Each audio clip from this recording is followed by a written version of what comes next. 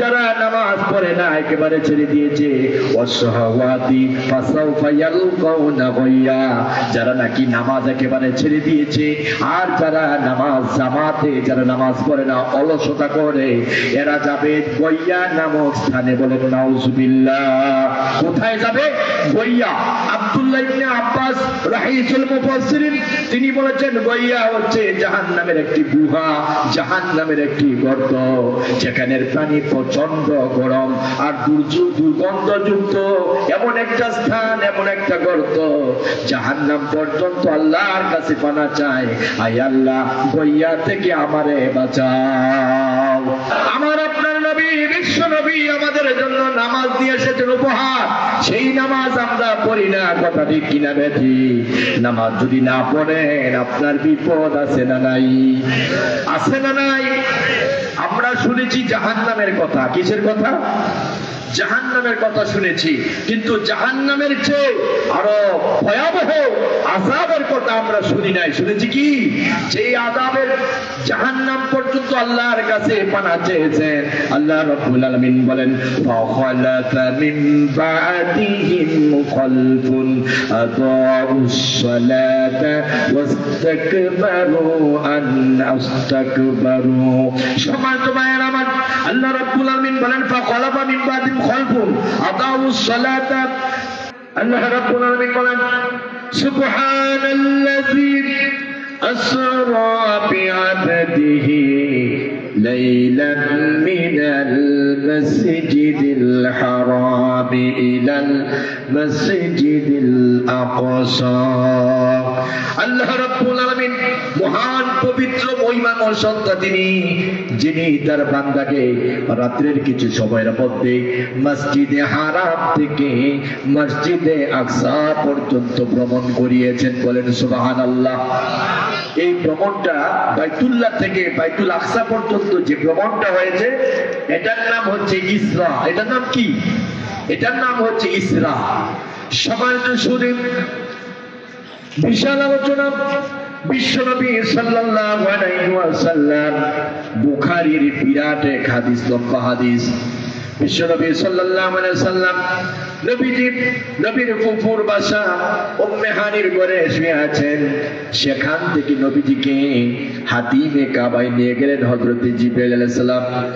সম্মানিত সুদী, সেখানে নিয়ে নবীজির সিনা চাক করা হলো, ওপেন হার্ট সার্জারি করা হলো।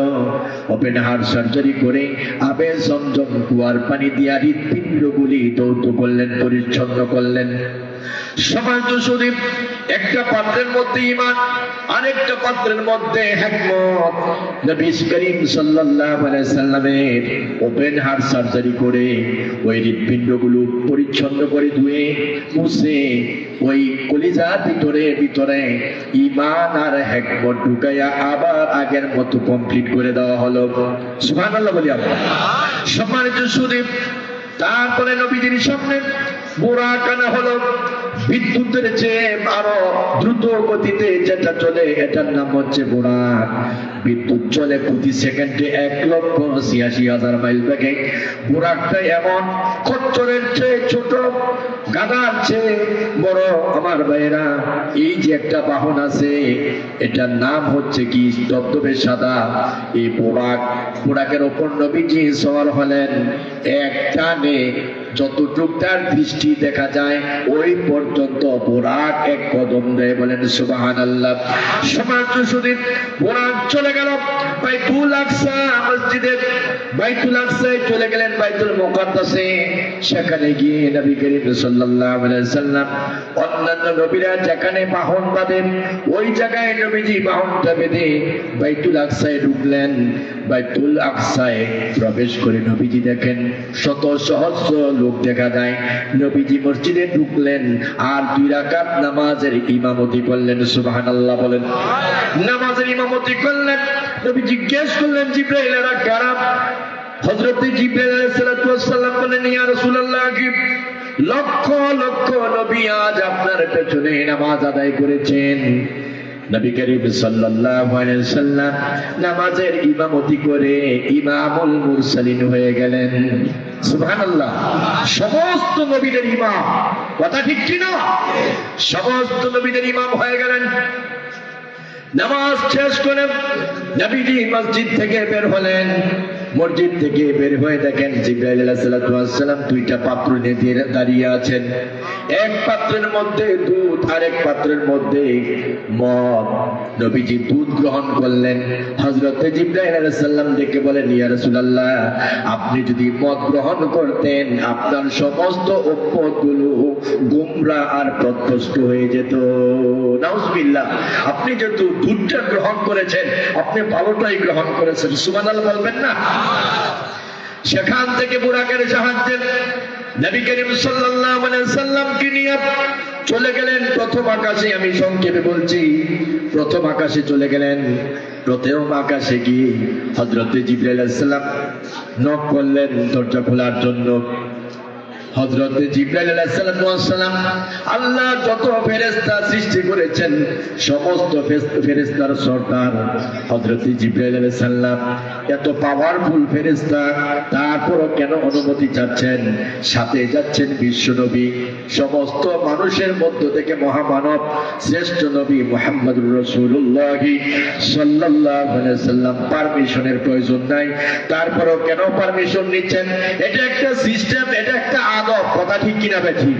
আমরা একে অপরের ঘরে প্রবেশ করি, একে অন্যের বাড়িতে প্রবেশ করি, কিভাবে প্রবেশ করব এটাও কোরআনে আছে না নাই?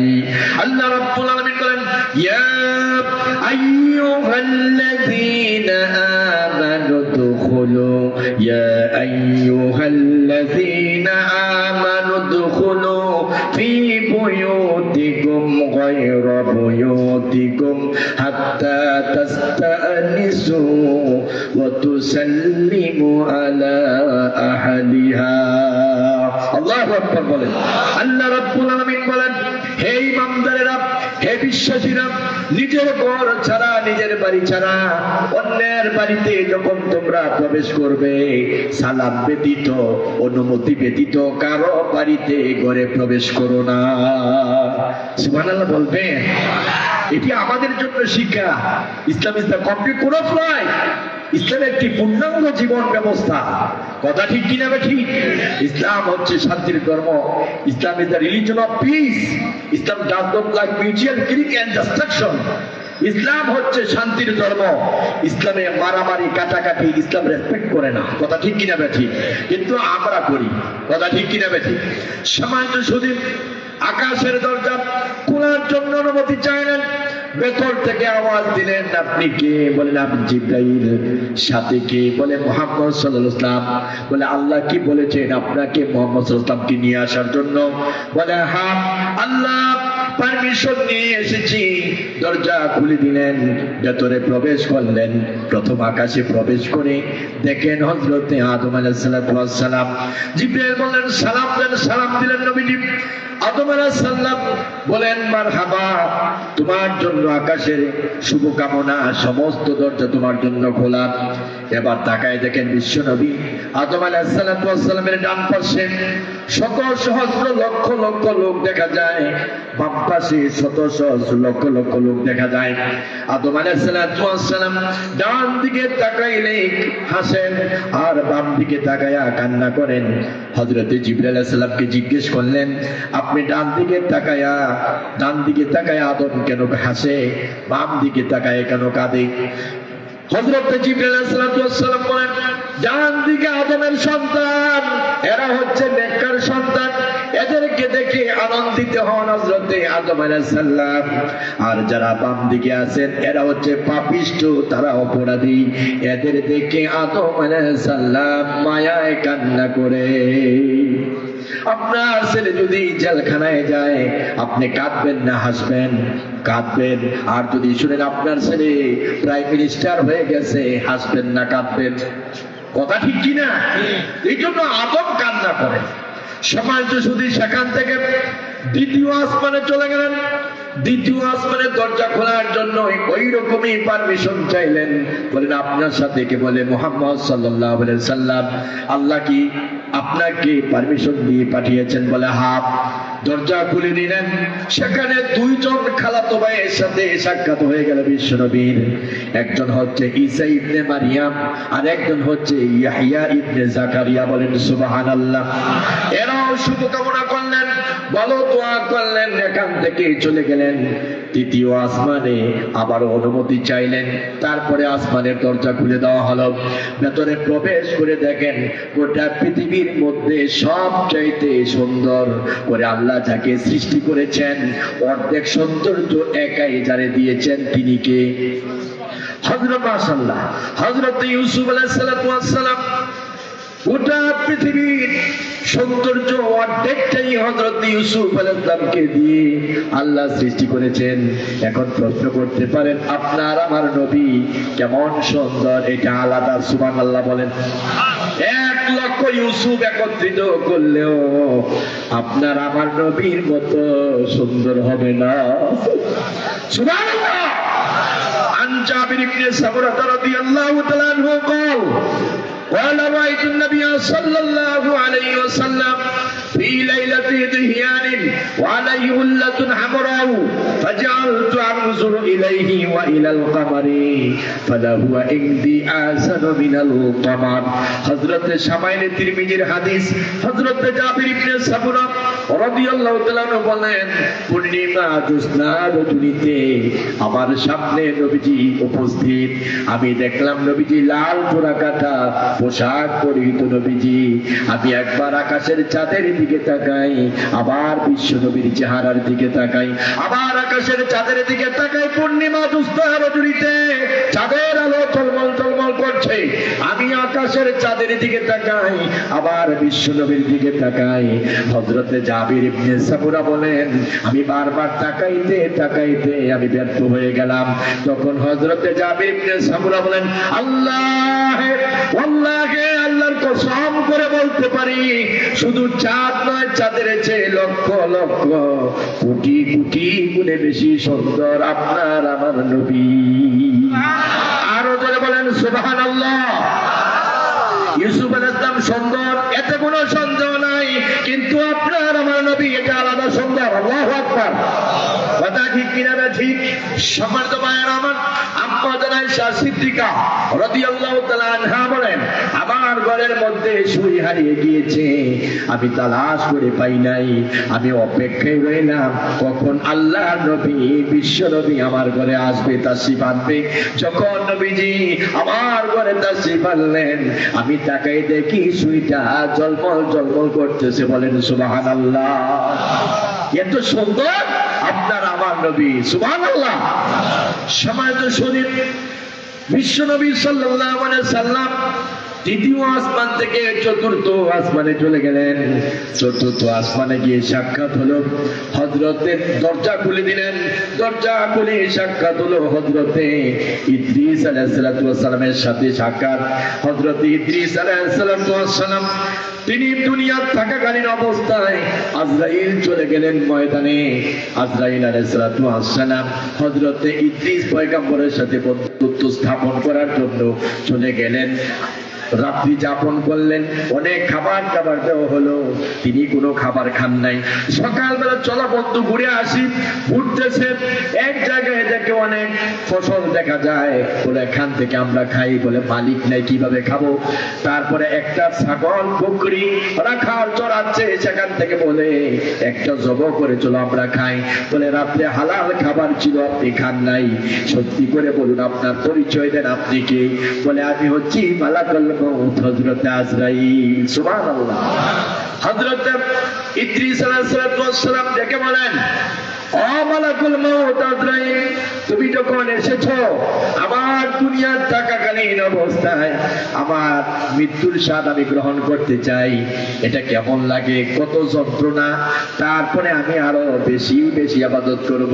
বলে এটা তো হবে না, আল্লাহর পারমিশন লাগবে। বলে যাও তোমার রবের কাছ থেকে পারমিশন নাও।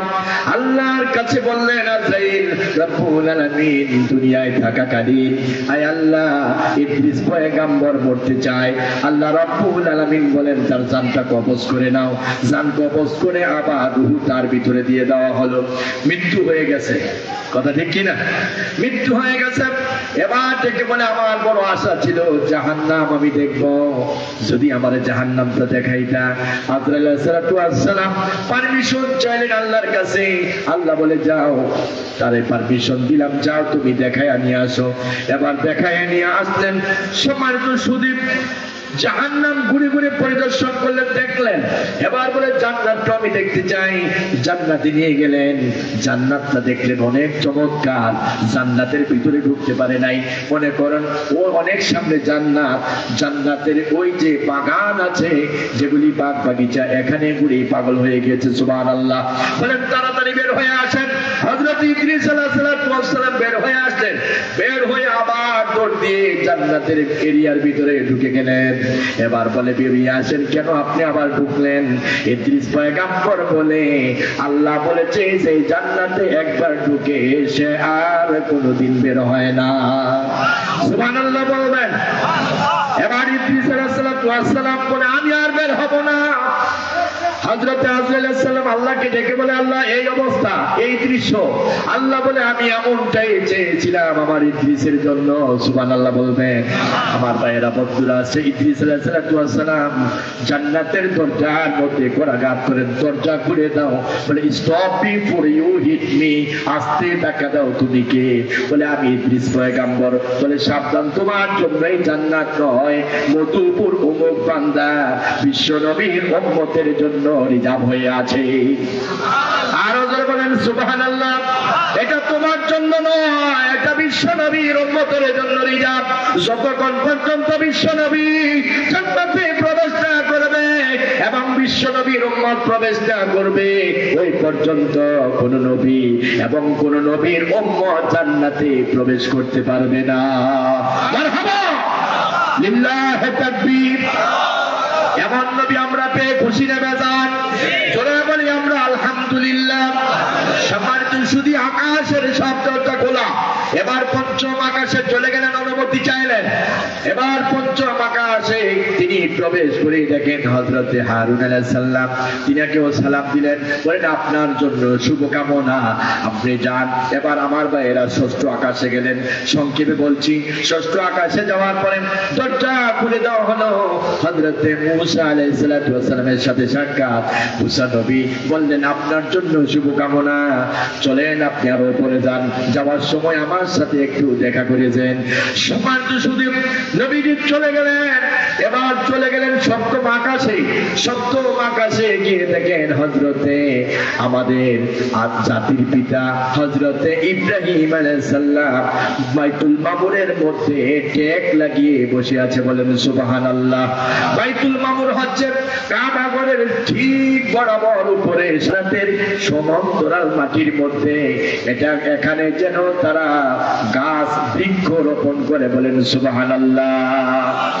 চারা লাগায়, গাছ লাগায়, বৃক্ষ লাগায়। বলে কিভাবে? হযরত ইব্রাহিম আলাইহিস সালাম জানাই দিলেন সুবহানাল্লাহ ওয়ালহামদুলিল্লাহ ওয়া লা ইলাহা ইল্লাল্লাহ আল্লাহু আকবার। এই চারটা তাসবিহ যেন ওরা পাঠ করে, তাহলে জান্নাতের এই সমান জমিনের মধ্যে এরা বৃক্ষ লাগাইলো। সুবহানাল্লাহ বলবেন না? সম্মানিত সুদী চলে গেলেন বাইতুল মামুর, সবকিছু অতিক্রম করে আল্লাহর দরবারে চলে গেলেন। সংক্ষেপে আমি বলছি, বিশাল আলোচনা মেরাজের। এবার আল্লাহর কাছে চলে গেলেন। আল্লাহ রাব্বুল আলামিন তার হাবিবকে 50 ওয়াক্ত নামাজ উপহার দিয়া দিলেন। কয় ওয়াক্ত নামাজ? 50 ওয়াক্ত নামাজ উপহার দিলেন।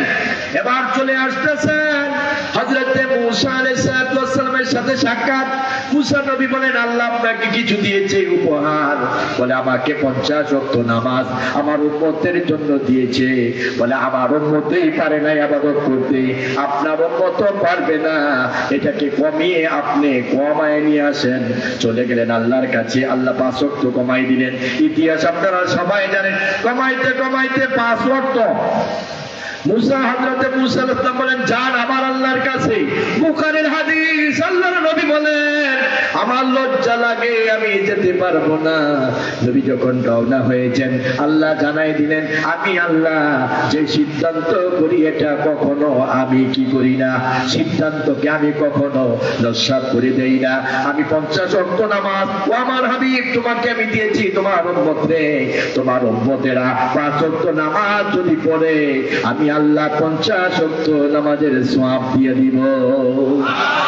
আরো জোরে বলেন সুবহানাল্লাহ। আমার আপনার নবী, বিশ্ব নবী আমাদের জন্য নামাজ দিয়ে এসেছেন উপহার, সেই নামাজ আমরা পড়ি না, কথা ঠিক কিনা বেঠি? নামাজ যদি না পড়েন আপনার বিপদ আছে না নাই? আছে না নাই? আমরা শুনেছি জাহান্নামের কথা। কিসের কথা? জাহান্নামের কথা শুনেছি, কিন্তু জাহান্নামের চেয়ে আরো ভয়াবহ আযাবের কথা আমরা শুনি নাই। শুনেছি কি? সেই আযাবের জাহান্নাম পর্যন্ত আল্লাহর কাছে পানাহ চেয়েছেন। আল্লাহ রাব্বুল আলামিন বলেন, ফাখালাফা মিন বা'দিহিম খালফুন আদাউস সালাতা ওয়াস্তাকবারু আস্তাকবারু। সম্মানিত ভাইয়েরা আমার, আল্লাহ রাব্বুল আলামিন বলেন, ফাখালাফা মিন বা'দিহিম খালফুন আদাউস সালাতা। আল্লাহ রাব্বুল আলামিন বলেন, যারা নামাজে অলসতা করে এবং যারা নামাজ পড়ে না, একেবারে ছেড়ে দিয়েছে, ওয়াসহাওয়াতি ফাসাউফা ইয়ালকাউনা গায়য়া, যারা নাকি নামাজ একেবারে ছেড়ে দিয়েছে আর যারা নামাজ জামাতে, যারা নামাজ পড়ে না, অলসতা করে, এরা যাবে গায়য়া নামক স্থানে। বলেন নাউজুবিল্লাহ। কোথায় যাবে? গায়য়া। আব্দুল্লাহ ইবনে আব্বাস রাহিসুল মুফাসসিরিন তিনি বলেছেন, গায়য়া হচ্ছে জাহান্নামের একটি গুহা, জাহান্নামের একটি গর্ত, যেখানের পানি প্রচন্ড গরম আর দুর্গন্ধযুক্ত।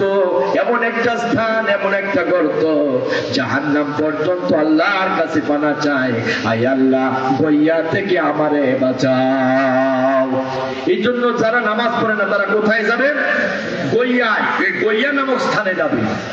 আজকে যারা নামাজ পড়েন না, যারা সুস্থ, নবীজি মেরাজ থেকে আজকের এই রজনীতে 27 অর্থাৎ 27 রজবের শবে মেরাজের রজনীতে নবীজি উম্মতের জন্য নামাজ নিয়ে এসেছেন, আর সেই উম্মত নামাজ পড়ে না, কথা ঠিক কিনা বেঠিক? সম্মানিত উপস্থিতি, কিয়ামতের ময়দানে যারা বেনামাজি তাদের কি অবস্থা হবে শুনেন। সম্মানিত ভাইয়েরা আমার, কিয়ামতের ময়দানে আল্লাহ রাব্বুল আলামিন সেদিন বলবেন, ইয়াউমা ইউকশাফু আন সাকিন ওয়া ইউদআউনা ইলাস সুজুদি ওয়া হুম ফালা ইস্তাতিউন। কিয়ামতের ময়দানে আল্লাহ রাব্বুল আলামিন তার সাত তাজাল্লি পেশ করবেন। মুফাসসিরিনে কেরাম লিখেছেন, আল্লাহর জানুর অংশ পেশ করবেন, বিশেষ একটা নূর আল্লাহ পেশ করে বান্দাদেরকে বলবেন, বান্দারা আমি আল্লাহকে তোমরা সিজদা করো। কি করো? আমারে সিজদা দাও, অবনত মস্তক আমার কাছে করো, সিজদা দাও। এখন যারা নাকি দুনিয়ার বুকে যারা নামাজ পড়ে না, যারা সিজদা দেয় না, ওরা কি কিয়ামতের ময়দানে নামাজ পড়তে পারবে, সিজদা দিতে পারবে? বলেন।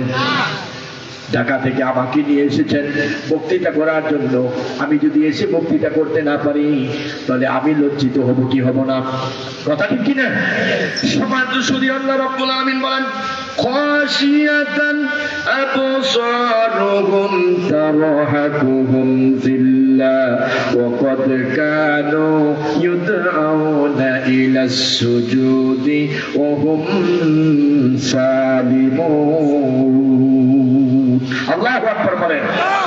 আল্লাহ রাব্বুল আলামিন বলেন, খাশিয়াতান আবসারুহুম, সেদিন তারা ভয়ে লজ্জিত হবে, অপমানিত হবে, তিরস্কৃত হবে, তাদের মাথা নিচু হয়ে যাবে, তারা অপমানিত হবে, তিরস্কৃত হবে। আল্লাহ রাব্বুল আলামিন বলেন, সেদিন তোমাদেরকে ডাকা হয়েছিল নামাজের জন্য, যেদিন তোমরা ছিলে সালিম, তোমরা ছিলে সুস্থ। বলি না সুবহানাল্লাহ। আজকে মুয়াজ্জিন আযান দেন, হাইয়া আলাস সালাহ,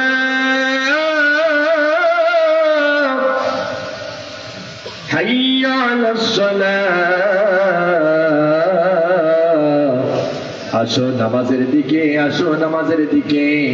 মুয়াজ্জিন ডাকে, হাইয়া আলাল ফালাহ, হাইয়া আলাল ফালাহ, আসো কল্যাণের দিকে, আসো কল্যাণের দিকে। কিন্তু এখন আপনি সুস্থ আছেন। আল্লাহ পাক বলছেন, যখন তোমাকে ডাকা হয়েছিল ওয়াকাদ কানু ইউদাউনা ইলাস সুজুদি ওয়া হুম সালিমুন, সেদিন তোমরা ছিলে সুস্থ, যেদিন তোমাদেরকে আহ্বান করা হয়েছিল। কথা ঠিক কিনা? আজকে যে মুয়াজ্জিন ডাকে, আপনি সুস্থ না অসুস্থ? সুস্থ। তারপরেও আপনি নামাজ পড়ছেন না, আল্লাহরে সিজদা দিচ্ছেন না। আল্লাহ রাব্বুল আলামিন বলেন, فذرني ومن يكذب بهذا الحديث سنستدرجهم من حيث لا يعلمون।